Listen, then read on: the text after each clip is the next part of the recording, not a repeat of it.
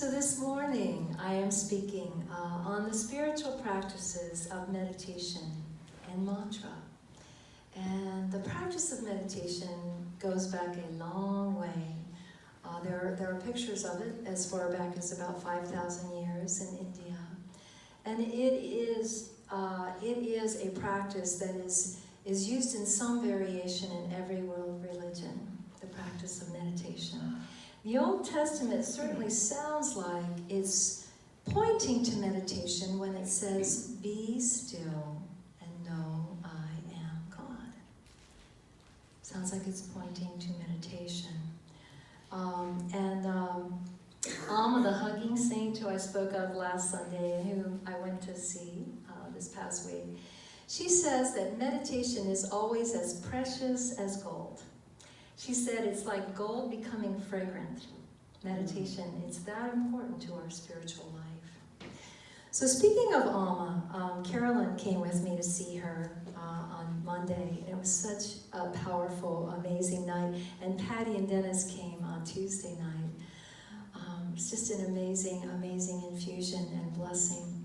But I had a really funny thing happen. I was talking last week about grace. I was talking about how we need to realize how much grace is in our lives and give thanks for the grace in our lives.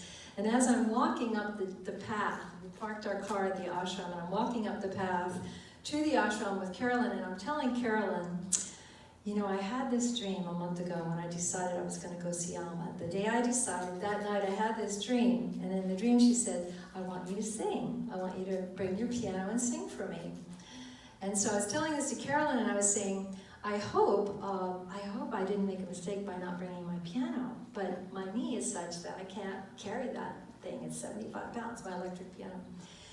No sooner had I said this, I'd say 2 minutes later, I got up to the ashram, and this woman smiled at me. It's a woman who has never smiled at me before. She has toured with Alma. She is Alma's piano player. She's the keyboard player for Alma. And she has never, for some reason, been that fond of me.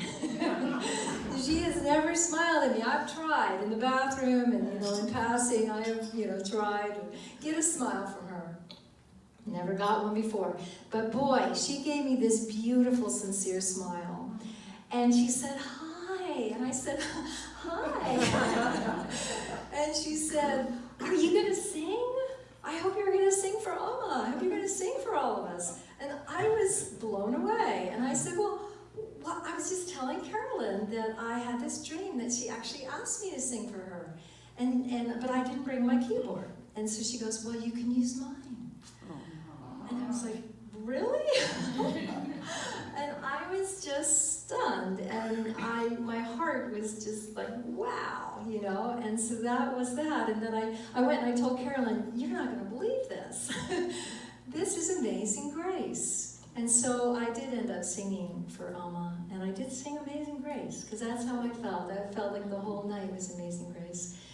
But I shared that story with you because it was such a teaching on how we will sometimes decide that somebody is not nice to us, or that somebody is not our friend, or that we don't have a rapport with somebody, that we just don't click, or, they don't, whatever. We'll decide that, and then we'll hold that thought. And when we hold that thought, we are not holding the highest thought for that person. And we are not holding the highest possibility for ourselves. And we're forgetting that the deepest truth of that person is divine. The deepest truth of that person is pure good. The deepest truth of that person is love. And so I invite us all. I was so glad to be wrong. I was so glad to be wrong. I was so glad to be humbled in that way. Go, wow. Okay, open your mind. Because with God, with love, anything is possible. And all healing is possible. All relationships and all healing is possible. So that was an amazing part of the story. But then when I got up to Alma and I got to sing, I was overwhelmed with so much love. I mean, I hadn't sung for her for years. And I shared last week how singing for her, it's like I feel like God is really listening. And I just poured out my heart and all my love for the divine. You know, that first, I was thinking of it, is it the first, yeah, the first commandment is love the Lord thy God with all your heart and all your mind and all your soul. And so, and I was sharing how last week, singing for God, that's one thing that I really learned from her. What it is to just sing out your heart and forget yourself. And just long for the truth, long for love, long for union with that divine so completely that you're gone. I longed so much during that set I got to sing for her. I just had tears streaming down my face. I'm so glad that I didn't notice that they had this big camera that they had set up and they were showing me on this big giant screen. I never looked up, so I never saw that it was like this close. You could see my fillings. It was like... I was told later. I'm just so glad I didn't know that. But I had just tears streaming down my face. I could not help it. Such is the longing of my heart to feel a greater union. And I was worried that was going to mess up my singing, but I couldn't help it. And so, wow, what amazing grace. What amazing grace.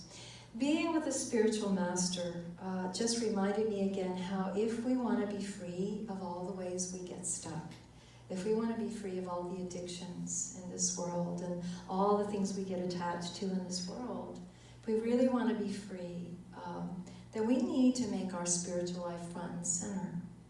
She always reminds me of that. She always really just turns up my fire for the divine, you know, and I just get back on track, and I love that, and I get so infused, you know, it's just really important for us to have that spiritual retreat and have those things that turn us up spiritually, that remind us again what matters most. So, you know, we can attain our spiritual connection in a greater consciousness through the practice of meditation. It is a spiritual tool, a very important spiritual tool in our toolbox, right? Somebody asked me last week after service, how do I grow spiritually? I was thinking to myself, well, I've got a lot of things I could share with you, but having spiritual tools that you use, that's important. Like a carpenter doesn't go buy his hammer at the dollar store, hopefully, right? Yeah, he wants a good tool, right? We need really good tools to grow spiritually. And you know, we need tools in our spiritual toolbox that help us build a life of peace, that help us build a life of well-being, build a life of goodwill, build a life of communion with Spirit.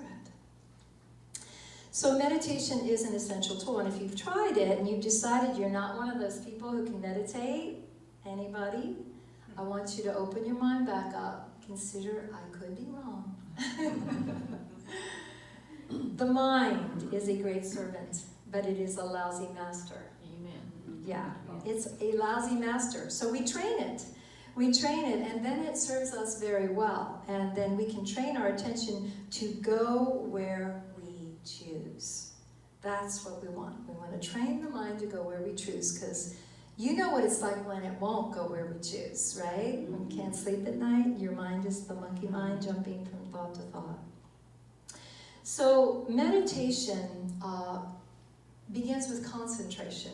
You learn to concentrate. And that in itself is huge. I mean, we have a society full of ADD, right? Everybody can't keep their attention in one place. So just learning to concentrate, that's the first step. But there's deeper and deeper that we can go with this spiritual tool. We can go from the ability to concentrate and hold that concentration to moving into just stillness, just being, just that beautiful state of being. Stillness, be still, know God. And then from that stillness, the most rarefied state, the samadhi state, the state of union, the state of merging and being gone into the divine, to where you are the universe, you are a universal being. That's what Jesus meant when he said, the peace that passeth understanding. There's a peace that is so deep. There's a silence It's like a silence you've never heard. And that is the samadhi. That's the deepest, truest meditation. So I always tell my retreatants when they come to retreat that meditation is like training a puppy. Training your mind is like training a puppy. You know how it is when you get a new puppy, right? They're so fun, they're so cute, but you take them home and they chew your furniture and they pee in every corner of your house, and you have to train them, right? You have to train them. And you love them, so you lovingly train them, but you're firm, and you keep repeating, and you keep training, and you keep teaching, and finally the puppy behaves and he becomes a well-trained dog. Well, the mind is so similar. It is very, very similar. I personally started trying to meditate at 15, and but it was basically 15 minutes of wondering why I had so many thoughts, and like being disconcerted that I had so many thoughts, and wondering if I was doing it right, and wondering if the 15 minutes were up yet, opening my eyes, looking at the clock. And that, that's the best I could do. But you know what, I'm going to say that's something. But it wasn't until a few years later I found a long-time meditation practitioner that taught me some basic things, basic instructions. And those basic instructions I want to share with you today. And forgive me if I'm redundant, some of you are long-time meditators, but we can always turn it up. We can always deepen our meditation. We can always add to it. The simple instructions that he gave me were to place my attention and keep my attention on the breath in and the breath out, and relax the body.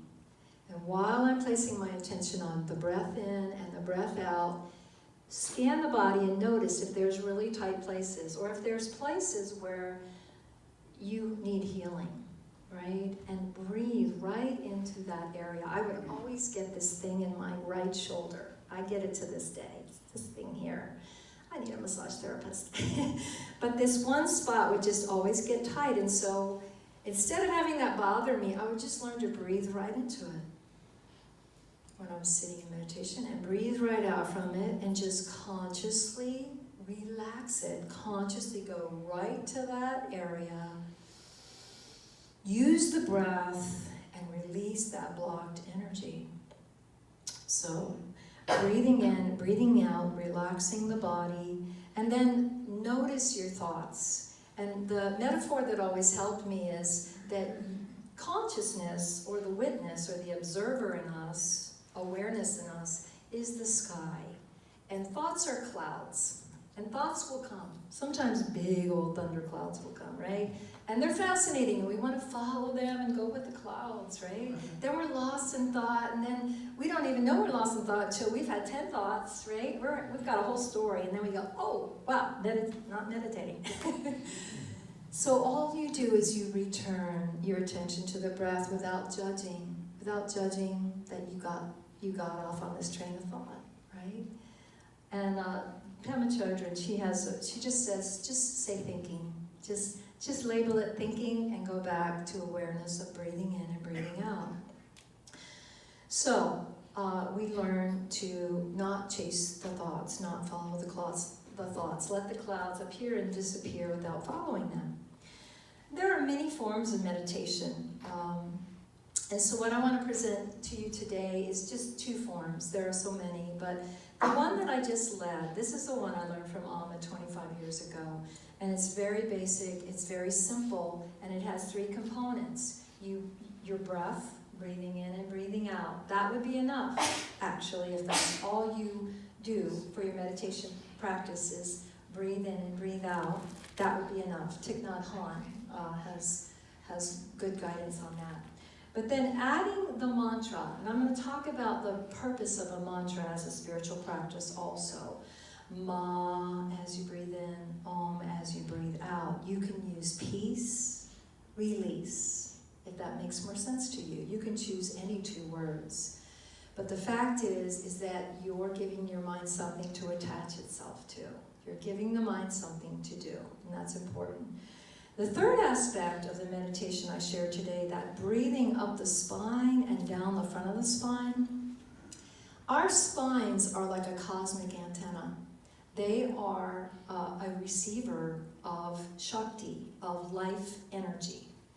And our spines, if you know the Hindu system, they talk about chakras, they talk about energy centers. And even if you're not into that system, you can tell that the spine has energy. And when it's blocked, you feel it, right?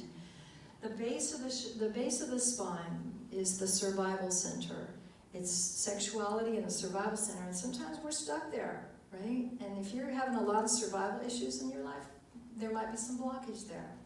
That's what meditation helps. It helps move that energy. Yoga helps tremendously. The second chakra, that's emotions. Sometimes we're stuck there. If we need to have a lot of drama in our life to feel alive, it's probably because we're stuck in the emotional center. There's some blockage. Up here into the solar plexus, the third chakra, that's power and control. Michael Singer says this is mostly a third chakra planet, that we're really learning about power and control. Everybody wants to be in control, right? I mean, look at our government. Power and control, right? You sure see a lot of that. Yep. But that's where the big evolution happens. It's moving from that third chakra to the fourth chakra, to the heart. When we can move up into this heart, we can start living from the heart. That's when everything changes, when we live from love. And then the fifth chakra is when we are able to express that love. The sixth chakra is the third eye. Jesus said, when thine eye becomes single, thy whole being shall be filled with light. This pineal gland, this is a powerful center. This is a powerful place to meditate, right? When we are here, when we have the energy there, we see all life as one. We see everything as connected. That's our vision. And the crown chakra, that's the consciousness of Jesus. That's the consciousness of the great masters. That's the consciousness, I and the Father are one. All that is, I am. That's oneness. That's pure, universal consciousness. So when we do a meditation and we visualize energy up the spine and down the spine, the Taoist, this is an ancient Taoist practice called the microcosmic orbit. I was delighted to see that Amma taught it because I had been practicing it years before. But it is a powerful practice to add to your meditation, breathing that energy up, breathing that energy down. You will unblock blockages in your spine. Okay? So take a moment and notice your spine and sit up for a moment. Just sit up straight for a moment and see if you can just lift the top of your head up. See if you can feel space between your vertebrae. Have more awareness of your spine. Have more awareness of this cosmic antenna in your body. Okay, so back to the breath. Why do we focus on the breath? Can somebody tell me? What does the breath do for us if we focus on the breath? Quiets the mind. It quiets the mind. Breath is life. Breath is life. We sang it. Breathe in me, breath of life. What else does it do? Calms us down. What can you, okay. With focus. It throws our focus. Well, it oxygenates your body. Oxygenates your body, but it's in the present moment. That's what I was trying to get to. You can't breathe in the past, right? You can't breathe in the future. When you breathe, you're in the present moment. So if you focus on the breath, you will be present. And that's what we want to learn to do. We want to learn to be present, get our mind out of the future and the past, okay? Because you will never feel the communion that your heart is longing for if you're in the past or the future, if your mind is caught up in a story, okay? So another kind of meditation that you can practice is passage meditation. And there's a beautiful book, Eknath Easwaran. Has anybody read Eknath Easwaran? Wonderful teacher. Reggie gave me this book. I had this book years ago. Unfortunately, it got burned in the fire. But I used to teach this book to teenagers. I used to work with troubled teens and teach them to meditate. And this is something that they really liked. And if you don't think you're a meditator, this might be more for you. And what you do is you take a passage that you love, and the one that I always used is the prayer of St. Francis. I love that. I memorized that long ago. And you meditate on a passage. It could be the 23rd Psalm. It could be, whatever scripture you love. And you memorize a passage, a part of it, and you repeat it to yourself, and then you sit with it. So you can start with the first 2 lines of the St. Francis prayer. Lord, make me an instrument of thy peace. Where there's hatred, let me sow love. Let's say that together, and then I just want you to feel that. Let that be a prayer in your own heart. So together, Lord, make me an instrument of thy peace. Where there is hatred, let me sow love. Just let that be real for you. Let's repeat it one more time.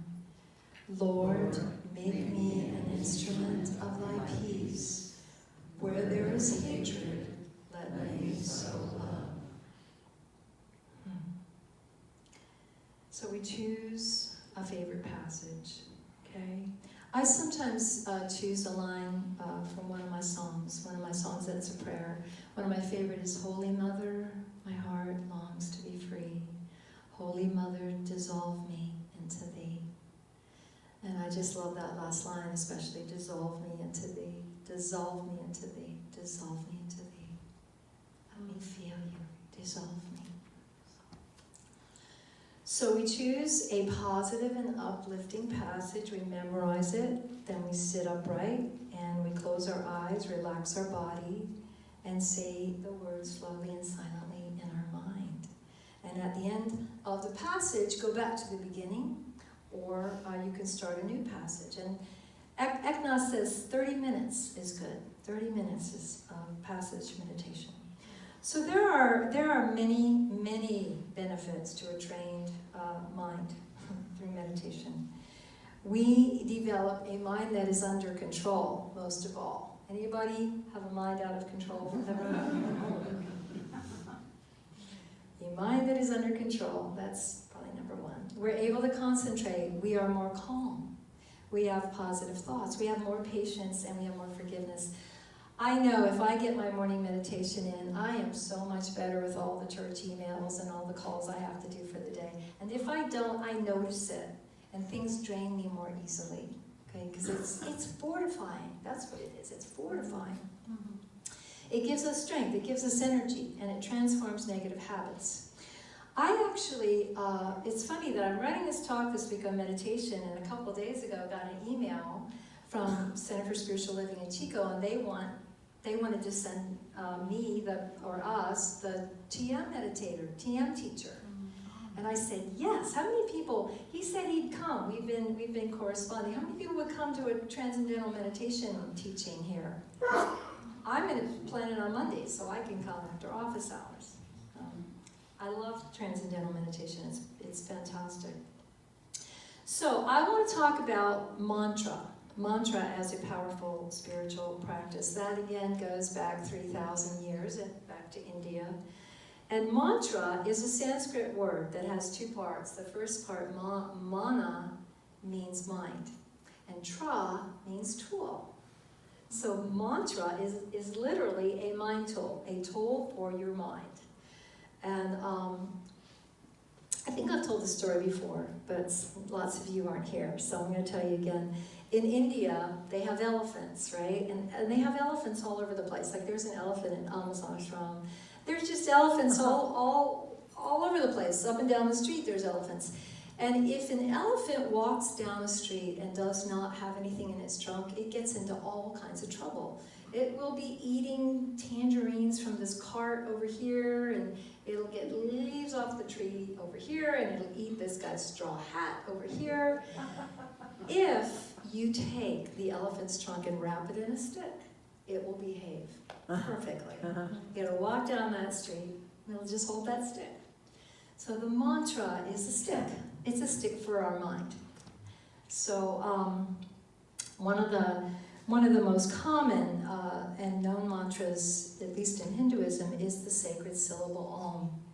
And Om, the word Om, is the sound of creation. It is the sound of the creation of the universe, very similar in the Bible verse to in the beginning was the Word. For the Hindus, they call that word Om. And they say that Om is believed to be the word that contains every vibration that has ever existed or will ever exist in the future. And so Om is the root of other longer mantras. Om Namah Shivaya. Om Namah Shivaya means, let me merge in the Supreme Being. Let me merge in the Supreme One. Let me merge in God. And Jesus would be a very powerful mantra. If Jesus is your spiritual master, Jesus is a powerful mantra. My great-grandmother, she always said the Hail Mary, and she had the rosary. I have a new mala that I got this last week. Mine burned in the fire, my mala that I've had for 30 years. But my grandmother would do the rosary. She had a bunch of rosaries, and she would do the Hail Mary, full of grace, the Lord's with thee. You probably remember that if you have any Catholic in your family. But the reason for a mala is so that you do something tactile while you repeat your mantra. If you ever watch the Dalai Lama in interviews, he's always doing his mala. I mean, he's doing an interview and he is repeating his mantra with his mala. Probably Om Mani Padme Hum. That's the Buddhist most common mantra. The Pope, he's got his rosary. He's always got his rosary. His most common prayer is probably Our Father. Right? So it's really powerful to have a mala. I have one that didn't burn in the fire that I wear on my wrist, and that's an easy one to do. But what is the point? What is the point of a mantra? Like I said, it gives the mind something to hold on to, but more than that, it keeps your mind on God. It keeps your mind on. That's why it's important to choose the mantra that has meaning for you. If Jesus connects you to God, then use that word. If it's mother, I know Amma years ago gave me the mantra Om Shrim Karunaye Namaha, because when I went up to her for a mantra, she asked me what has meaning to me, and I said, I want to become compassionate. I want to be the compassionate mother on this earth. And so she gave me that mantra, Om Shrim Karunaye Namaha, which means Mother of Universal Compassion. But I shorten it and I just say Ma. Ma, ma, ma, ma, ma, ma, ma, ma, ma. And I've said Ma so often, it says itself. I mean, I'm at the gym working out and every other rep is Ma. Ma 2, Ma 4, Ma 6, right? And it just goes on by itself. That's the beauty of it. That's what they say, if you repeat your mantra long enough, it will go on by itself, and so your mind is automatically on God. You don't even have to work at it. That's the power and beauty of mantra. So the mantra practice is something we can add to our meditation. We can do meditation practice and add 5 minutes of mantra practice at the end of it.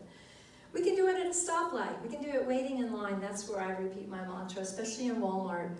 You know, I'm in Walmart and it's a long line, and instead of like going into, oh geez, you know, and I look around and everybody looks so irritated and tired, and I start repeating my mantra, and I figure I'm going to cultivate peace.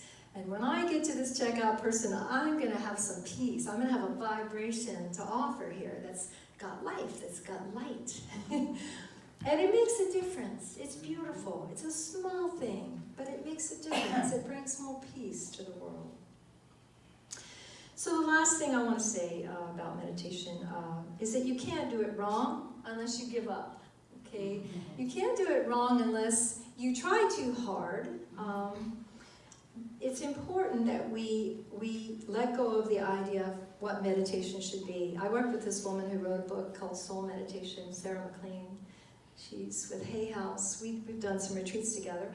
And Sarah would always say, she was trained by Deepak Chopra, and she'd always say that Deepak would say, if you have a lot of thoughts, that's good. If you're meditating, you have a lot of thoughts, That's just stress being relieved. That's a whole lot in the subconscious being released. And we want that. We need that. We need that stress relief. So don't worry about if you have a whole lot of thoughts. Don't let that discourage you, okay? It's not about doing. It's about resting. It's about being. It's about observing. And just noticing thoughts, realizing they're not you. They come and go, okay? They're clouds in the sky. You don't have to grab at the clouds. You can let them pass. So in closing, I hope you will add meditation to your life if you're not already meditating. One Buddhist monk said that there's just two words that basically describe meditation, and that is letting go. It really is letting go. It's letting go of who we're not, right? It's letting go of the stress. It's letting go of the thoughts. It's getting in touch with the essence of who we are in our soul. So if all we did was 5 minutes every day of breathing in peace and exhaling release, we would change our inner environment. It would become more peaceful, and that would affect our outer environment. There's a beautiful mantra that I've chanted many years. Om Loka Samasta Sukhino Bhavantu. May all beings in the world be happy. Can we chant that together? Let's chant that 10 times together. We'll chant it in English, make it easy. So together, may all beings in the world be happy. May all beings in the world be happy. May all beings in the world be happy. May all beings in the world be happy. May all beings in the world be happy. May all beings in the world be happy. May all beings in the world be happy. May all beings in the world be happy. May all beings in the world be happy. May all beings in the world be happy.